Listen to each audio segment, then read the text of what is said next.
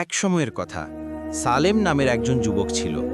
সে ধনী পরিবারের সন্তান, কিন্তু তার হৃদয়ে দয়া এবং ঈমান থেকে অনেক দূরে ছিল।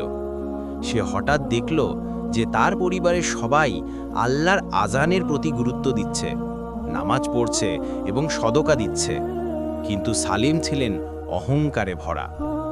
একদিন সে বন্ধুর সঙ্গে মদ ও জুয়া খেলতে গেল। খেলায় পরাজিত হয়ে সে প্রচুর টাকা হারালো। তখন সে রাগে অমানবিক কাজ করতে লাগল। তার বাবা মায়ের সম্পদ নিয়ে নষ্ট করার চেষ্টা করল। সেদিন রাতে সালেম এক অদ্ভুত স্বপ্ন দেখল। স্বপ্নে তাকে অগ্নিকুণ্ডে ফেলে দেওয়া হলো। সে চিৎকার করছিল, কিন্তু কোনো সাহায্য আসছিল না। তখনই একজন মহান দৃষ্টি দেবদূত তাকে বলল, তুমি নিজের হাতে তোমার জাহান্নামের দ্বার খুলেছ। যদি তুমি এখন তওবা করো এবং সৎ পথে ফিরে আসো, আল্লাহ তোমাকে মাফ করবেন।